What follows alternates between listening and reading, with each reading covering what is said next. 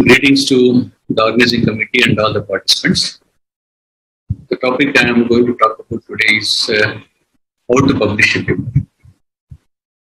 Of course, this declaration is very important. I am not going into the depths of what to do and how to do.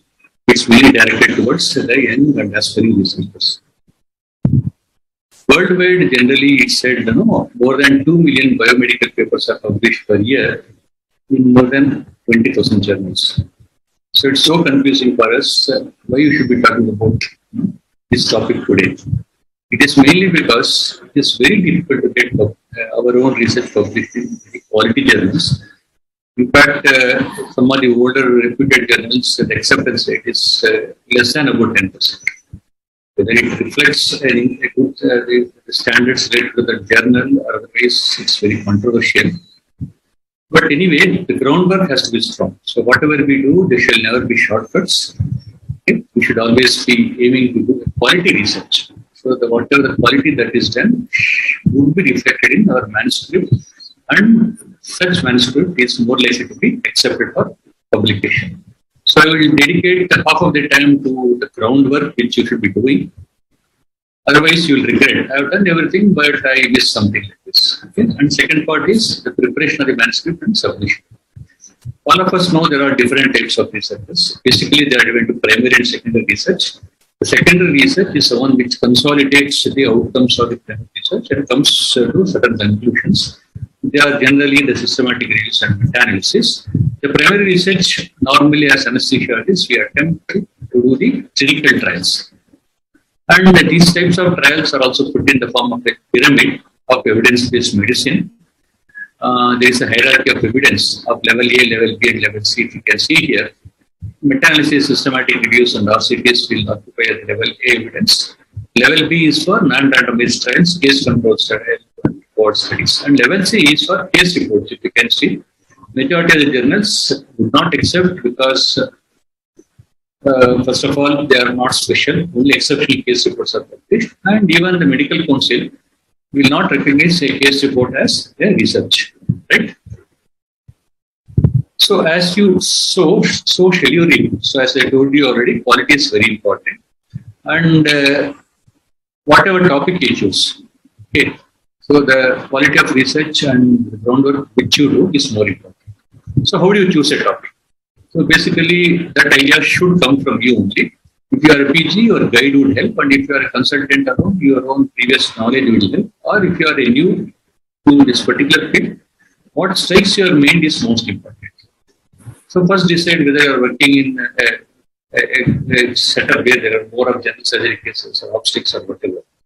For example, to suit this occasion, I will pick up something related to obstetrics. All of us, administer bupivacaine very frequently, as the most common drug for spinal anesthesia for cesarean section. We administer about, if it is 2 cc means we are going to give about 20 milligrams. Right? So wherever there are facilities available or fentanyl is available, we will happily add fentanyl to the combination. So it has been done in millions of cases. And are there any doubts? Okay. So if you are trying to do some research, you should have that mind to decide on something new. You can just think over and say, see, I am mixing both these drugs in the same syringe. What could happen? Does it affect the concentration of bupivacaine? Does it affect the frequency? So these are some conclusions which could arise. So can we avoid some potential problems? Can we draw these two drugs separately and then administer them sequentially? And which one should be administered first? So for this, I have come to a broad topic like spinal anesthesia with sequential injection of bupivacaine and fentanyl cesarean section. Okay. So I would not know if I am a beginner. I am still trying to find out. So there is what is known as knowledge gap from my own side. So what I will do, I will discuss with my friends, teachers, and seniors, and whatever input they give, I try to find out.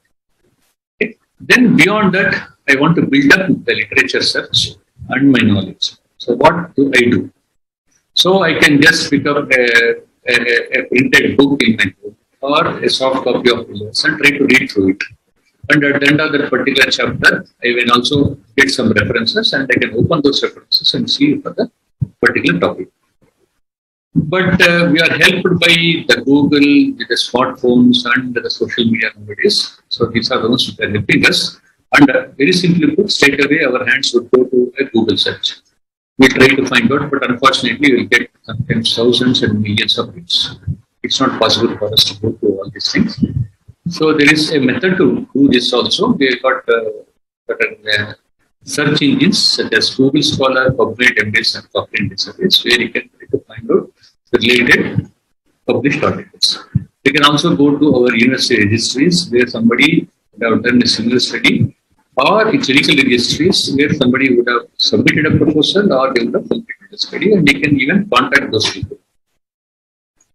So Google Scholar is more focused in terms of our specialty, and they can get specific results. And PubMed, especially the new PubMed, is very good. You can just go through it, and it is free to sign in. That's one advantage, and they will get multiple evidences where you can see and download, both free and those which are only abstract is available. And there is also one as what is known as SIM-based, but problem is here, even to sign in, we have to pay money, even though it is good. Then Cochrane gives us a database of meta-analysis and systematic reviews. I told you that meta-analysis and systematic reviews are compilations or consolidations of the RCTs normal. Yeah, and when you go to PubMed also, if you just type that spinal anesthesia with sequential injection of bupivacaine and fentanyl incision section, I just entered a sentence. So I could get 11 results. So it is seen in the form of a fuzzy logic technology or an artificial intelligence, which allows us to get more focused outcomes. And even in PubMed, when you search, there is a technique. So it becomes more focused and faster search if you use specific, what we call as mesh keywords. We use certain operators called Boolean operators, like and, or apostrophes and brackets and other things, and filters in terms of type of particles, the duration of certain other. So if you get good knowledge of the particular topic, so you can raise a sane or important research question. So what do you want to find out? For example, I would say I want to modify my title as does spinal anesthesia with sequential injection of bupivacaine and fentanyl prolong the duration of anesthesia as compared to combination in cesarean section. So this could be the one I can take forward. So now, based on this, I have to plan something, just like a cricket match where we talk about, whether you want to have a test or ODI 2020, the place, stadium, pitch, crowd, and other things. And players, the pace bowlers, the spinners, the umpires, and all. Okay? So we have got two mnemonics for this purpose. The groundwork is in the form of finer as a mnemonic, and Picard is the actual implementation. For example, whether this topic, which you have chosen, is feasible, whether you can do this spinal anesthesia in using these drugs in the patients available. Whether you can do it alone, you have got support in terms of the nursing staff and somebody to follow up in the post-operative period, whether you have got adequate time also, whether it is interesting for you, whether it is novelty in the study, whether it is difficult to do the study, whether it is relevant and applicable to the practice. And in terms of population or the patient population, is it available? Okay. And the various inclusion and exclusion criteria. And the intervention is sequential injection. Control is the normal combined injection. Outcomes, primary and secondary outcomes. For example, I want to mainly study the duration of analgesia as primary outcome. And the time duration of assessment and follow-up of the patient in and post-operative. Add to that, you have to pick up three considerations: measures to avoid bias, something related to sample size, something related to statistics. These are basic things you must know and prepare beforehand. For example, just like something can happen on a cricket match in the cricket field on which you don't have control, and we try to correct those by using a toss and using DRS. Even in research, we can have certain measures to be undertaken to reduce these problems by techniques such as randomization, blinding, and allocation concealment. And the concept of sample size is very important because, for example, if you are getting 200 cesarean sections per month in your institutions, definitely you are not able to attend to all the 200 cases. And you should not be telling that I am going to do only 5 cases per month. Okay, you should pick up an optimum size because this optimum size is the one which is used to extrapolate the outcomes from your study to the larger population. And it has also got a statistical basis. Okay, we have got what is known as alpha error, there is a beta error, there is a power of study. So these are all very important when you talk in terms of sample size. You've got software which are available to get the sample size. And you should also know certain basic statistics, descriptive statistics and inferential statistics, in the sense mean, median, standard deviation, the confidence intervals and other things. So then the basic statistical tests which are available. Okay. Then p-value is very important because certain proportion of results occur by chance during the study, on which you don't have control, whether it is one group or the other group, this can happen. So this is the p-value of this study, a measure of effect of chance within a study. Okay. This also has to be clearly known and understood. So after having considered all these things, you have to submit your research proposal to the ethics committee. They would approve it or ask for alteration, and then subsequently you should get it registered in the clinical register. This is the part 1 of today's presentation. Then you are going to implement it. So if you have implemented the research and collected all the data and stored it, then you have to subject it to statistical analysis with the help of a statistician, and then you have to prepare a manuscript. So for this,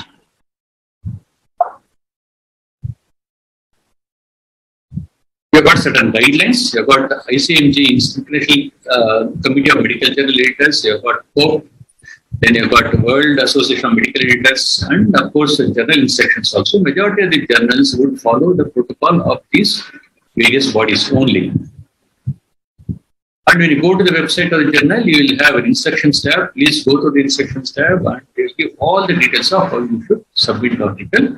And there is guidance also broadly for all types of researchers. So, for example, this is an Equator network where there are guidelines for randomized trials, reporting, observation studies, even case reports, how they have to be written. Everything is available.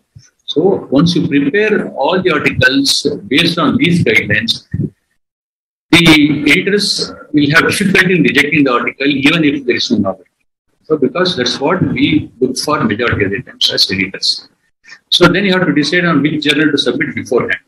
Okay, this depends upon your urgency and your aspiration to get it published in probably a good journal or impact factor journal, and whether it is free or paid, and also the indexing status. For example, Medical Council has certain important indexing agencies which are recognized. It is better if you publish in those journals which are indexed in those agencies. So when you are trying to do all these things, you have to first visit the journal website, register as an author, you get username and password, or enter the title and type of the article, authorship details, and you will be asked to provide a cover page or first page file or title page. This is a Word file where you address to the editor-in-chief and say we are submitting such and such an article of this word count or this reference count, and what is the novelty, and these are the various authors. Okay, this is very important, and we will also be asked to give an abstract in the online system itself. Then there is the main article file, which is most important, where your authorship details are not entered. It is blinded because majority of the journals follow a double blinded peer review. Your name will not be reviewed to the reviewer, reviewer's name will not be reviewed to you. Plus, we will be asked to upload other things like contributor form, images, patient consent, and everything. Now, the final main article file. Okay, so it is a main body of the article. We will be there are two sets of requirements here. I will have two mnemonics here also. For example, TAPA, where you talk about the title, abstract, keywords, and the references. Second one is the IMBROAD, where you talk about the introduction, methods, results, and discussion. Title is very important. Whatever we write should not be too long, too short, and it should be normally conveying the pie cut, the population or the samples which are picking up, the design of the study and the main outcomes, and some of the titles might also end with a query. Okay, that is allowed. And abstract is a window, so that's very important. It's a summary of the research article, what you have done, basically, except that there is no discussion. And number two is any reader, even if an article is published, I am going to read it. If I am going to read it, I must be impressed by the abstract. Then only I will go further. Okay. And most important is there are two types of abstracts. What are known as structured abstracts, which are generally done for clinical trials, and unstructured abstracts, which are used for case reports, and no abstract is required for a letter to editor, for example. Okay. And there are also certain word counts which are nearly uniform across the journals. Then keywords. The keywords are the most frequently used academic words used in the article. We use what are known as MESH keywords, medical subject ratings. Ideally, you have to use this only, mainly because when you use this and your article is published, if somebody is searching similarly using MESH keywords, your article is more likely to be picked up in the search as compared to other articles. So your citations might also improve. So we've got a website called Medical Subject Rating website under PubMed. Then referencing, even with references, there are certain methods of referencing. We talk about Vancouver style.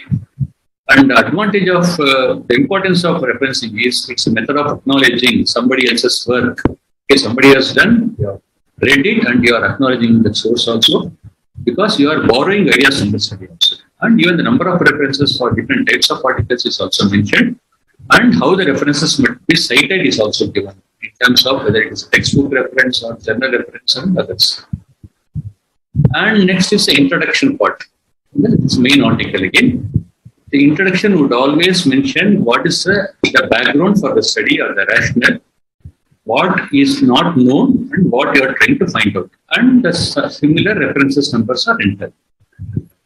And the methods is the most important part. You have to mention everything in detail, ethical aspects, CTRI number, consent, other mandatory approvals, where you have conducted the study, what is the duration of the study, what is the study design, inclusion-exclusion criteria, what are the confounding factors, and assignment of interventions and the control studies, control group, the primary, secondary parameters, and avoiding errors and bias. I told you already how to do it, including randomization and usage of valid measurement tools.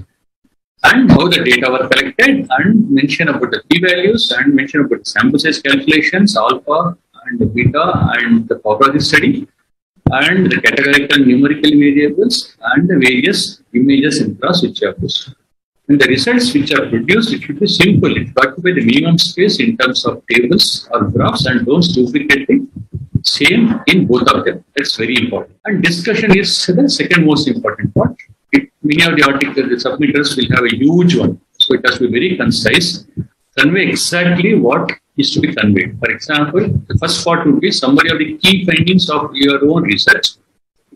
Okay. Second one is interpretation and implication based on your outcomes, and why and how with other evidences. Third one is comparison with previous work or relevant studies. And when you take it further also, you should also say what has been good in your study, what has been bad in your study, admit it, there is a limitations, and then what is the practical relevance of outcomes, and what are the knowledge gaps, and which can be taken up in future studies. Then conclusion has to be very succinct. Okay, don't make it a huge 8 to 10 paragraph or even bulleted items. You have to just match with the aims of the study. Don't bring out a new outcome in the conclusion. So this is very important. And language is also very important. Very poor English is will not be acceptable. We have to take the help of an English language specialist if we want. And the journals also, in terms of the type of the English, whether British or American, they are also specific. Use them on. Then you would be required to supplement other additional fields, including copyright and other things. And plagiarism check is very important before you submit, because plagiarism is the amount of reproduced material from overall other publications. Up to 12 to 15% is allowed, and you can use software. There are paid software and free software also. And majority of the journals have got their own sources. Even if you don't do them, they can find out the plagiarism. Also, it is important to understand how a journal works. You have to stick to timelines as an author. You should not be aggressive in your communications against the editor or reviewer. You should be gentle and decent. Okay. If you are very aggressive, definitely people also would get upset and they would straight away reject your article. So there are common rejections, some reasons for rejection. For example, what is most important you are not addressed. It is not original. Okay. Then sample size is not good. Study design is not good. The control group was not clearly explained. So these are some of the things. Overall, I would end on a positive note in the sense, initially, yes, many of the submitters will have problems with rejections. I will advise them to go slow, and one rejection, two rejection, but subsequently become a habitual submitter and habitual publisher. You keep on publishing new and new researches. Thank you very much for giving this opportunity. All the best. Thank you. Yes, sir. Good evening. Thank you very much for this invitation and for asking me on to speak on tips on how to peer review an article. Now, peer review is at the heart of the scientific publishing process. Whenever an article is submitted by an author to a journal, it's first screened by one of the editorial board members or the editorial staff. And if the editor feels it is not within the scope of the journal or there are some serious issues, it may be rejected without review. But if the editor feels that there is something to it which needs to be gone into and which needs a critical assessment and probably some suggestions for improvement, the article is sent to external reviewers for peer review. And this process is usually anonymous. It could be double-blind, in which case neither the reviewer knows who the author is, nor the author knows who's the reviewer. Very often, it could be a single blind where the authors do not know who is the reviewer, but the reviewers do have access to who are the authors.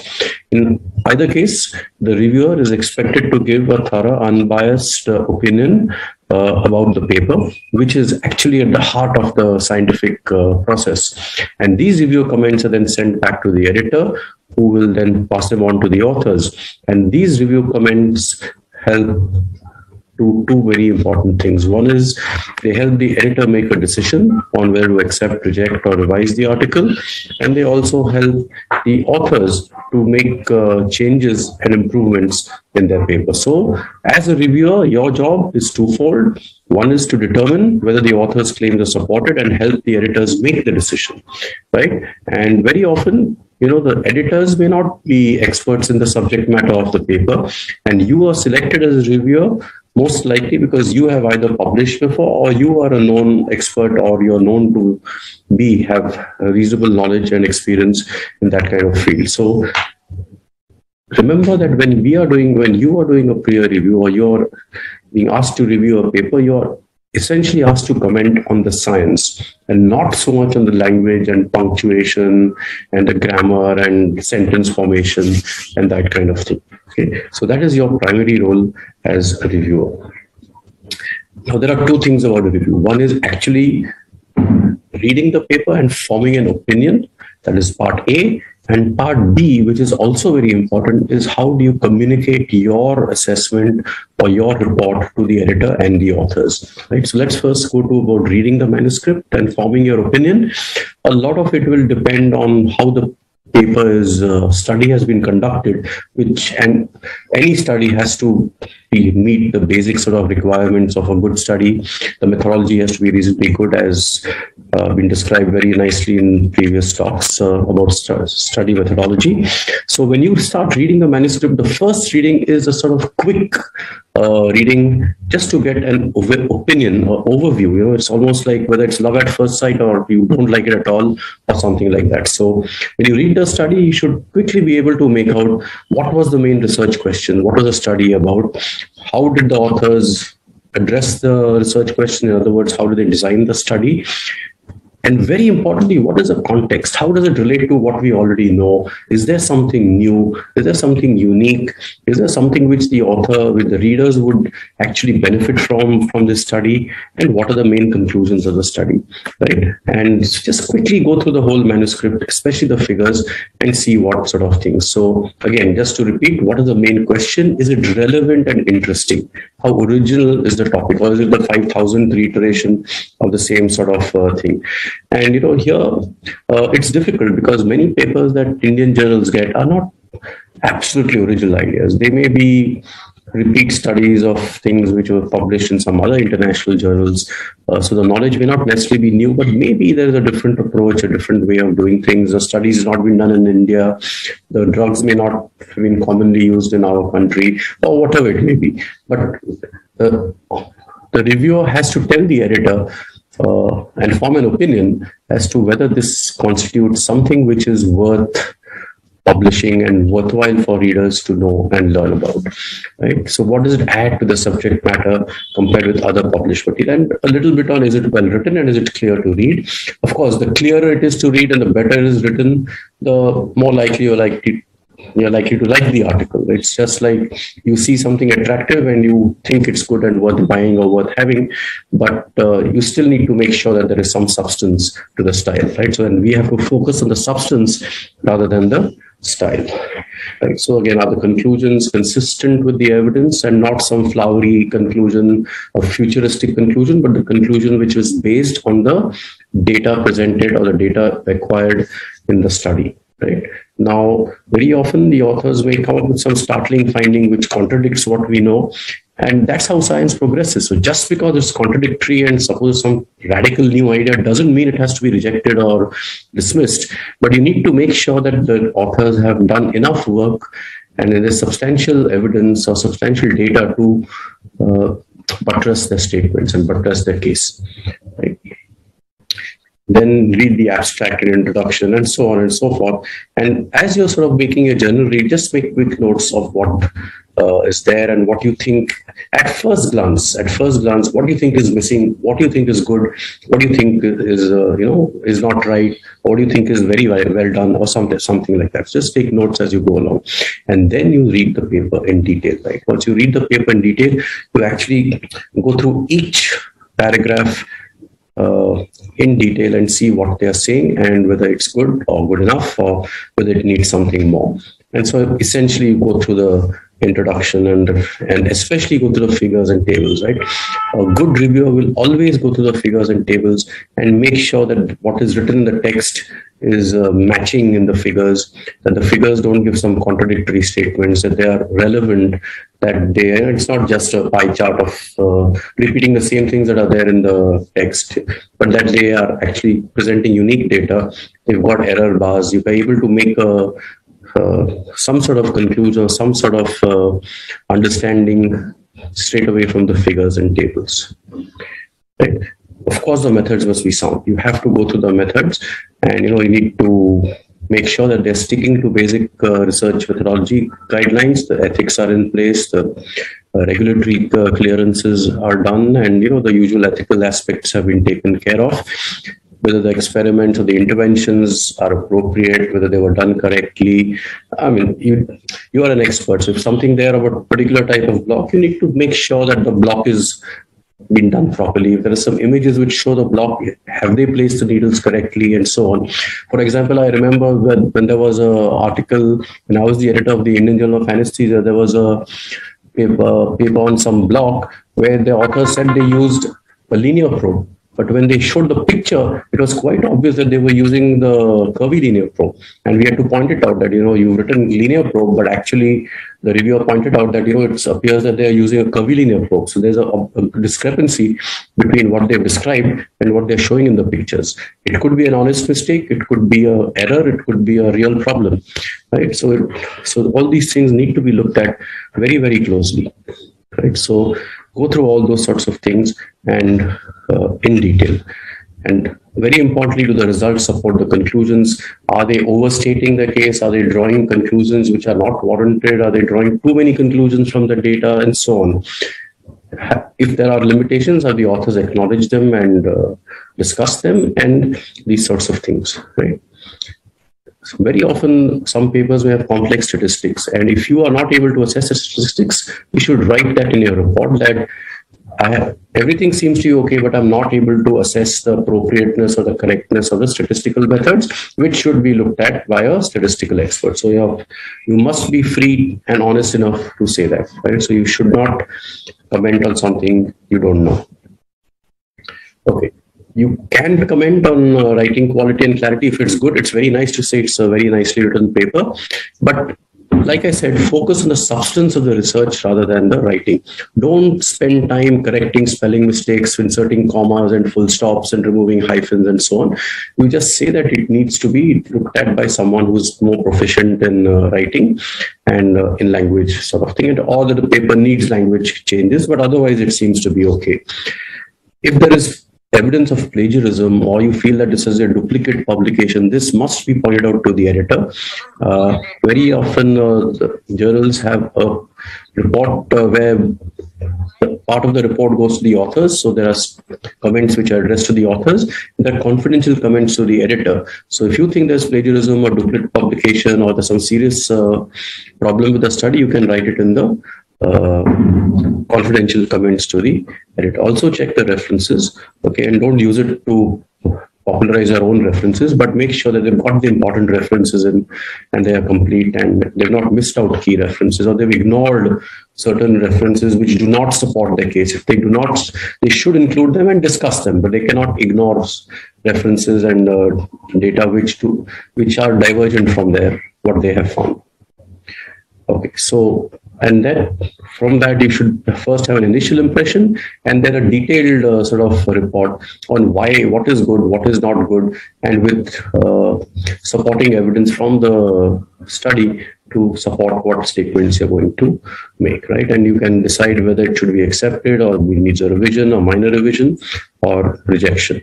And in my experience, almost no article is accepted as it is, at least our original article. Most of them require some kind of revision and many will eventually end up being rejected. Now you've made up your mind, but the tricky part, the really important part is how you write your review. The ultimate goal is, you may reject a study, but you must tell the authors why you're rejecting or what was not right in the study or what was not good in the study for two reasons. One is you must be able to justify your conclusion. At the same time, you also give the authors an opportunity to improve the manuscript. If this journal doesn't accept, maybe some other journal will, and the author should be able to constructively use your comments to submit the same article to some other journal, right? So you have to try and be constructive, critical, but constructive, so the authors can improve either the study or the writing of the study. Now, they cannot change the methods. If they have not done a randomized controlled trial, they cannot publish it subsequently as a randomized controlled trial because you said, no, this data in its non-randomized form is not valid. So they cannot, but they can, if there are some minor changes, some changes they can make or some clarifications they can provide, then it gives them an opportunity to do so. So when you write your report, your review, the first part should be a summary of what the authors have done, or what was the research question they addressed, what they did, and what was their main finding, right? Then you should look into what were the major problems with the study and some minor issues with the study. So if you do it like that, and in each, you sort of, in the major issues, you say what was not right in the methods, what was not right in the introduction, what was not right in the methods, what was not good in the results, and same way the minor issues. So if you do that, then the editor, from the first paragraph of the summary of the research, he knows that you've read the article and you sort of know what the authors are trying to do and you've got an overall impression, right? So first is a summary of the research, your overall impression, then discussion for specific areas of improvement. Major issues, these are points the authors need to address before the manuscript release. If the authors cannot defend these issues or cannot improve these issues, in all likelihood, this manuscript will be rejected or cannot be considered further. Minor issues, small things here and there, which can easily be rectified, but needs to be done before, just to make sure the paper's doing well. And like I said, there are all these comments go to the authors. So you must write the review knowing fully well that these comments are all going to the author. So please do not be abusive, overcritical, do not be derogatory, be polite and professional, but make your point. There are some confidential comments which go to the editors, and they are usually related to serious flaws like plagiarism or duplicate publication or stuff like that. So for example, this was a review I wrote with the authors. I'm not giving you the what the study was about, because although I did write that, but it says the authors attempt to address a topic of clinical relevance. So the authors and the editors know that I think it's an important topic to look at. Right? Now, however, there are major concerns with the methodology. So there are major concerns. Now here they define myocardial function as ejection fraction less than 55, which, if it's 54%, I mean, that's not really myocardial dysfunction if you ask me as a clinician. Right. So that's then they classified myocardial depression as hyperdynamic when mild and moderate and severe, and they didn't write the criteria of what was. And if dysfunction is classified as less than 55, then what is hyperdynamics? That's a problem, right? Some patients have a goal-directed echo, and some patients are complex. Goal-directed means just a quick visual sort of inspection. Why some patients are goal-directed echo, and why others are a comprehensive? So again, all of this seems to suggest that the methodology was not very proper. So that, what to me was an issue, it was a major problem. And they cannot correct this once. Why some patients are goal-directed and why others, they could not address any of these queries satisfactorily. So this got rejected. But there were some minor issues. I said language corrections are required. Some typo errors were avoidable, as well as loose statements, right? Such as cardiac biomarkers are not frequently checked. They should write in how many it was checked and how many it was not. A majority of cardiac echoes were done in the first 24 hours, so on and so forth. Here I've suggested you some other test for instead of something else. So, but these are minor issues which can easily be taken care of, right? But these are major issues, and if unsatisfactory responses to this can lead to rejection. Confidential comments are often there's often provision for that, but it's best reserved for malpractice, suspected plagiarism, fraud, and stuff like that. Okay. Now, please be careful. Do not write good things to the author that, oh, this is a nice study and you've done well. There are a few flaws, but maybe hope you can take care of them, and write very critical comments in the confidential comments. Now, the authors will not know what you've written in the confidential comments to the editor, and they will think, oh, no, this paper seems to be good. The reviewer is very nice and lovely fellow, and he has more or less given a very good review. And then they're surprised that the article is rejected. But so almost all your comments should be directed for the author. A few very important critical comments should be reserved for confidential comments to the editor. Okay, so just please remember, always justify your recommendation with concrete examples from the manuscript. Be very specific. Be specific so the authors know what they do. Don't write, no, this methodology needs significant improvement, or the languages or the reagents that they use are out of date. Nobody uses this method anymore. Be a little specific that we don't. In 2021, we would prefer that most blocks be given either by ultrasound guidance or by the stimulator guidance, rather than a completely anatomical block when this is available. Something like that, right? So be thorough, because you're giving an opinion, so you better be thorough before you give an opinion, and always be professional and respectful. Remember, the authors are reading these comments. You may hate the manuscript, but that doesn't mean you write that in your report. And always remember to say what you liked about the manuscript. Even in a manuscript which is not up to the mark, there may be some good points. Mention them. Authors feel nice, right? And we lose nothing by writing something nice about something. Don't say that, oh, you should do 25 other experiments, or maybe we'll think of it after you recruit another 500 patients or something like that. You stick to the manuscript that is given. At the most, you can say the study is grossly underpowered and therefore we cannot accept it, right? Tell the authors exactly what to revise in the manuscript, but don't do it for them. In other words, tell them that these areas need revision, but you don't have to write a new article for them, right? Don't use a review to promote your own research or hypothesis. So be a little professional, and don't focus on typos and grammar. Just say that this aspect needs improvement. And just like you don't like to read a shabby written paper, nobody likes to read a shabbily written review. So please proofread your review for spelling mistakes, typos, and that sort of thing, and make sure it's a readable review before you pass it on to the editor and the authors. So, for example, when you read the article, you say the authors are talking rubbish, they don't know what they're talking about, but you can't write that, right? So you say the study fails to address how the findings relate to previous research in the study, something like that. So be a little diplomatic. The writing is bad, terrible, unreadable, I couldn't even really finish the paper, but you can't write that. So I write, while the study appears sound, the language is unclear and it's difficult to follow. And I advise the authors to work with an English, someone who's proficient in English, or a copy editor to improve the text. Right? Don't say what you think, because very often if you think it's bad, don't say it. You have to write something different, right? So manuscript is fatally flawed. Study doesn't appear to be sound. Author, what you could say is you don't understand the manuscript. Right? Author should clarify. So sometimes when you get your paper coming back to you, that certain clarifications are required, it usually means that your reviewer could not understand what you had written. And the fault is not necessarily with the reviewer. The fault is usually with the way in which we have written the thing. It may be very clear to me because I have done the research and I know all about the subject, so I think it's evident to everyone, but it may not be evident to every person. So maybe it's in the way the manuscript has been written. So you should say that, right? So you again should revise language. And so in other words, don't be derogatory. Think of the author's feelings when you write your review. You have to be critical, but you don't have to be abusive or derogatory. Right? So when you are rejecting an article, don't just say this article should be rejected. One-line rejection is of no use either to the editor or to the authors. You must give reasons.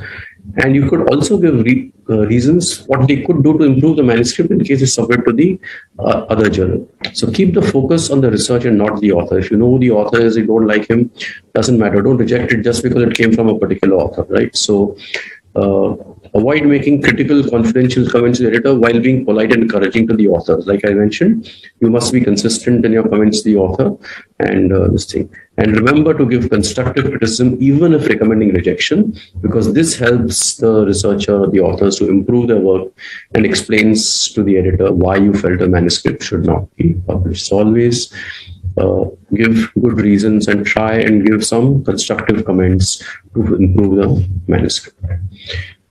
Finally, please remember that choose your assignments wisely. Don't review papers which are not within your area of expertise. Politely decline to review such papers which are not in your area of expertise. Always provide an honest, objective, and unbiased review. Declare any potentially competing conflicts of interest. Sometimes you get papers from your own institution. Sometimes you get papers in which you are one of the co-investigators. So you declare or something like that. So you just make sure that you are honest and unbiased. Right? Honor the confidentiality. Don't. You read a paper, hey, this is a very nice idea. I'm going to reject this manuscript and use this idea to do the same research in my department. I mean, don't do that. That's not the way it should be done. And we will say this article will never get published, so I will do the same thing. I will improve on the methodology. I will improve on this thing, and I will get a fantastic paper out of it. I mean, it's not the best way to move your career forward, right? And always be respectful and professional. And we like to publish in journals, so when the journal asks us to peer review, we should accept these assignments if they are within our scope of expertise. So help the journals out by being a good peer reviewer, by accepting to review articles within your area of expertise. So thank you very much for listening. Good evening. My topic for today is inculcating a culture of clinical audits in obstetric anesthesia practice. And my objectives are to talk about what is clinical audit, what is audit cycle, what are the practice standards and recommendations for obstetric anesthesia practice, and how does clinical audit improve patient care.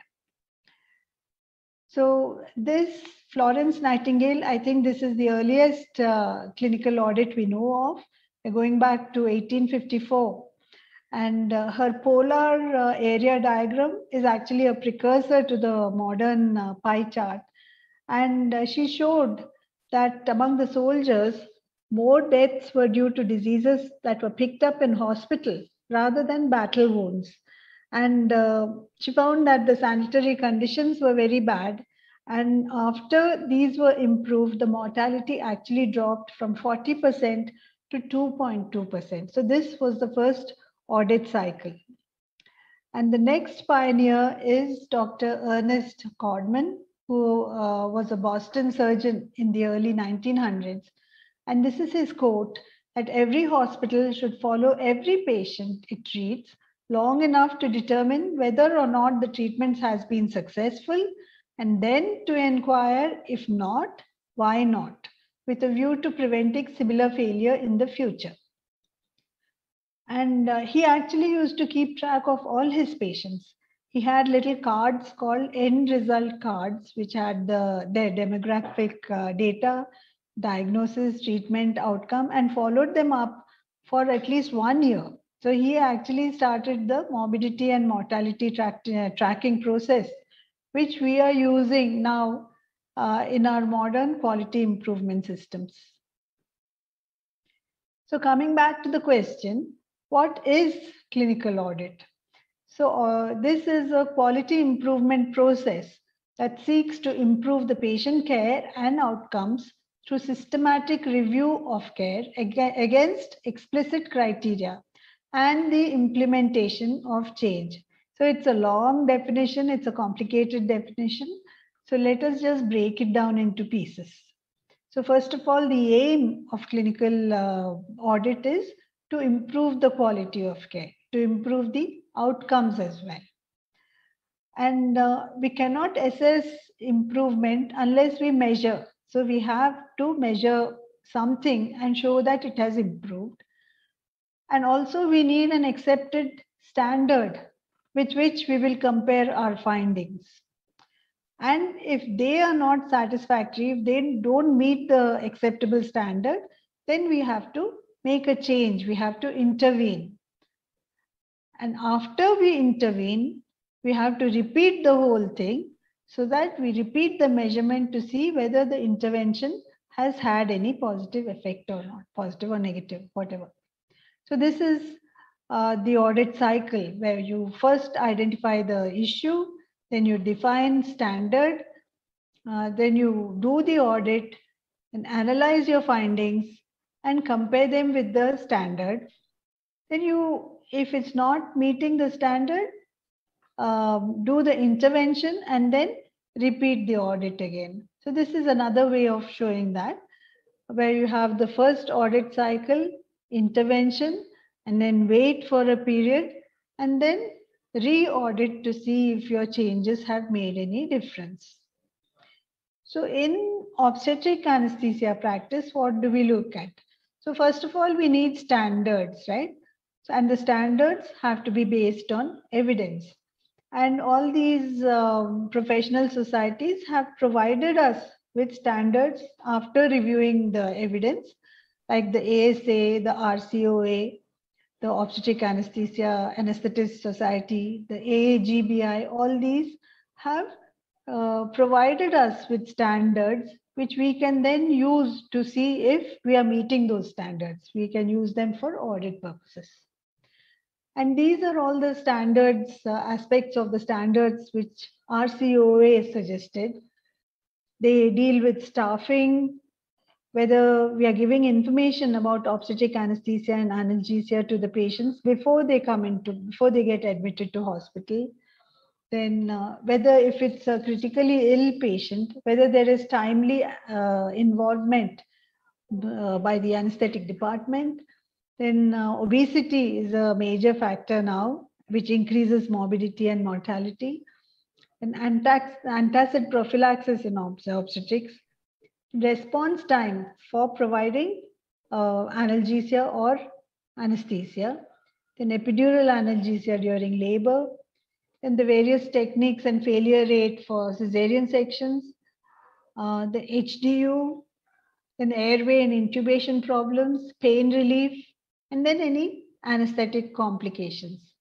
Similar stuff came from the OAA, combined OAA and AAGBI guidelines. Again, this deals with the staffing, the availability of a duty anesthetist 24 hours a day, a named consultant who is covering this person, and a clear line of communication between the duty anesthetist and the supervising consultant. Adequate cover for obstetric work, including both emergency as well as elective work. Then antenatal access to information for the patients so that they know what is available and what they're going to get. Advance notice of any potentially high-risk patient, advance notice to the anesthetist so that they can plan and assess the patient and plan their procedure. How long it takes to give an epidural, place an epidural after a patient has requested it, and so on.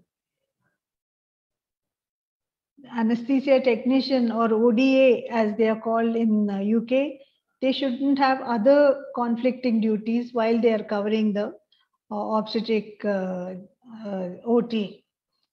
The recovery room should be the same standard as the general recovery, and the sick obstetric patient should have adequate facilities, like whether they need an HDU, high intensive care, or whatever they need, then appropriate facilities have to be available. So these are all the recommendations from the OAA. And this paper came out last year actually, using a Delphi process. That means a bunch of experts give their opinion on a number of indicators. So they took 31 indicators and then narrowed them to 5 core indicators, which they felt should be used as quality improvement indicators in obstetric practice. These I've listed them here. That is, the patients who have had, how many patients have had an accidental dural puncture among those who have had an epidural in place. Then again, guidelines for referring patients to an anesthetist antenatally. Then lists, elective cesarean lists, and enough people to cover them, obstetric, anesthetic, as well as theatre staff. Point of care testing like HemoQ or blood gas analysis, and the percentage of epidural anesthesia which was placed within 45 minutes of the this is the percentage of epidurals which provided adequate analgesia after placement within 45 minutes of placement. So these are the 5 core indicators which these people felt are important. And these are examples of obstetric anesthesia audits. As you can see, there's a prospective audit of failed regional anesthesia. And then the second one is a retrospective audit of conversion of labor epidural to anesthesia for emergency section. So you can have prospective audits, you can have retrospective audits as well. And you can have an audit. This third one is an audit of the epidural analgesia service at a single hospital. So these are all single unit audits. Or you can audit multiple units, like this paper describes the audit of 15 obstetric units over a 10-month period. This is an interesting paper because it shows how you can actually close the audit loop. So this was done in Aga Khan University Hospital in Karachi. And the issue, so the first step is identify the issue, right? So the issue was that they found that a high proportion of CS cases were done under general anesthesia rather than regional anesthesia in their hospital. They knew the RCOA standard that regional anesthesia in category 1 sections, more than half should be done under regional anesthesia. And in the other sections, the proportion of regionals should be at least 85 to 95. So this is not happening in their hospital, they said. So they identified that issue. Then they did the audit. And the findings were that just 49% of cesarean sections were actually being done under general anesthesia. And coming to category 1, 63% were being done. So after this first audit, they performed the intervention. And what was that? They used a multidisciplinary approach. They found that the actual problem was not only the patients were not aware that regional is better than general anesthesia, but even their surgeons were not happy to do their cases under regional anesthesia. So they had to educate everybody, both the patients as well as the surgeons.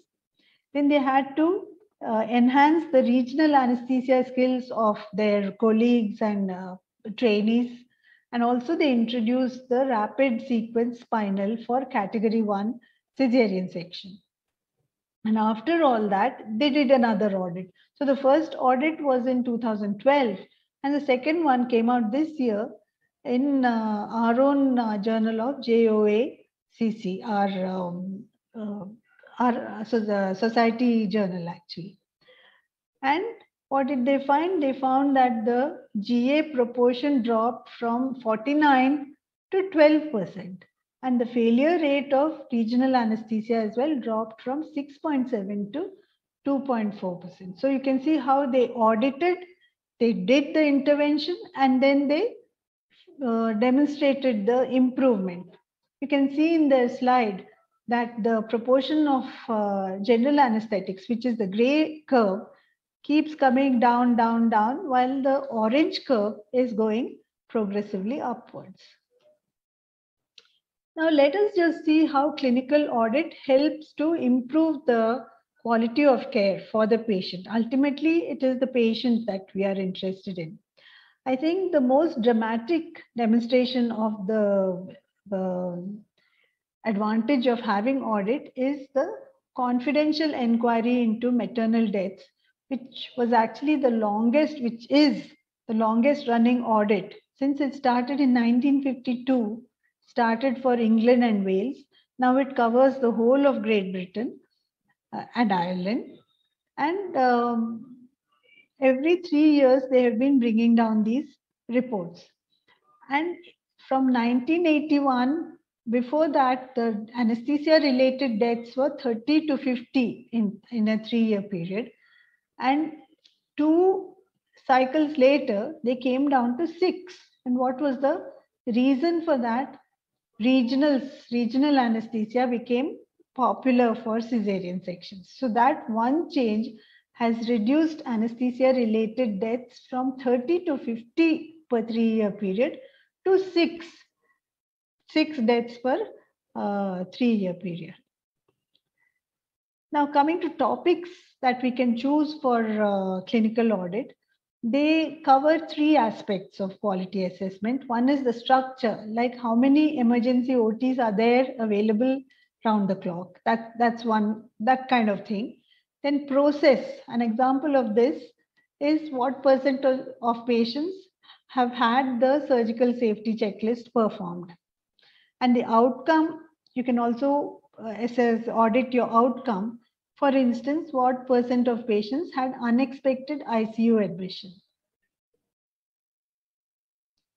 The benefits of clinical audit, one is of course improving patient care, patient satisfaction. Then we can identify areas for improvement. We can ensure that care is being provided in line with established standards. We reduce medical errors, of course.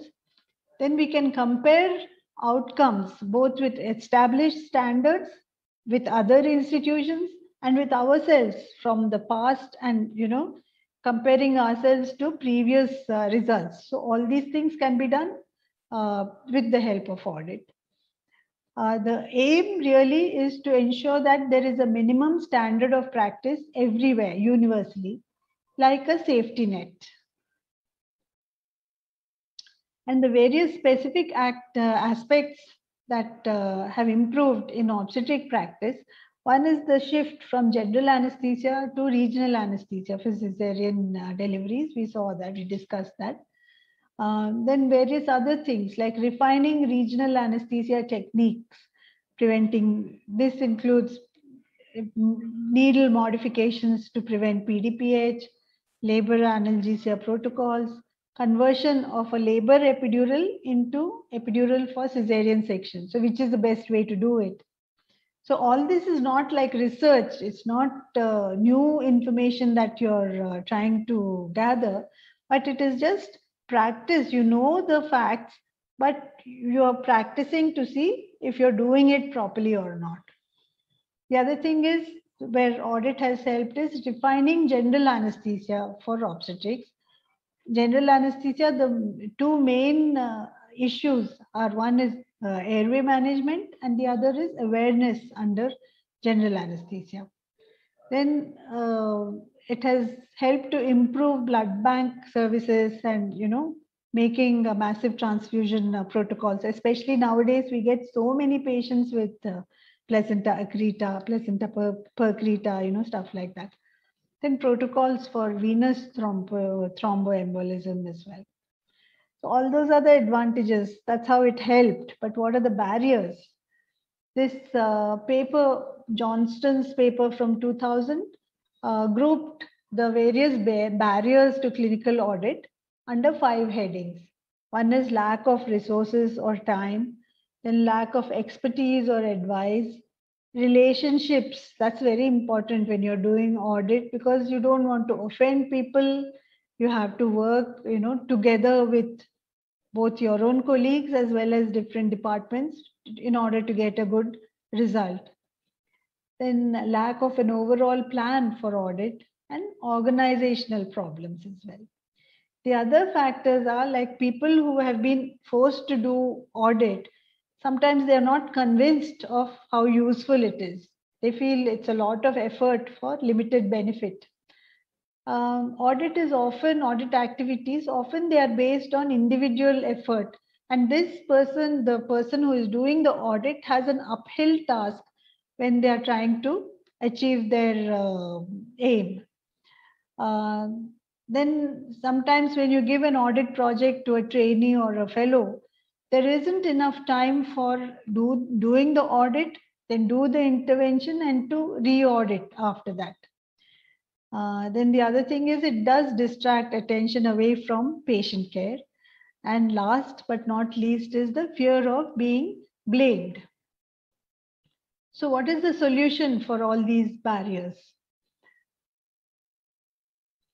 I feel that the major factor which will help clinical audit is to have motivated leaders, both in the institution as well as in the professional societies. They can guide and inspire people to go with them. The trainees should participate in the audit activities of their department so that they can understand how things are, what the use of audit is. But audit itself should be system-based with support from the administration, and it should not be dependent on individual effort. And of course, computer-based collection of data is very useful. Then assessment should be a continuous process, a continuous quality assessment, not just small projects. They may be helpful, but really to improve the quality of service, you need continuous quality assessment. And then after gathering the data, you need to make interventions, because it is like when we are in theater, we look at the monitor, and if something is not correct, we have to intervene to correct that. So there is no use just having a monitor if you don't act upon it. So similarly, audit data, you've got to act upon it and make your interventions so that you improve things. So I close with these questions about clinical audits in obstetric anesthesia. First of all, is it necessary? I say absolutely yes. And because unless we measure, we can never know how good we are or how bad we are. And a structured clinical audit is the best way of measuring any clinical process. But it's not easy. We need time, we need effort, we need persistence. Also, we need protected professional time. Like, all the time, if you're running about doing your clinical duties, there isn't any time to do the audit duties. So you need some time where you're exempted from clinical duties so that you can do the audit. You need support from the administration for that.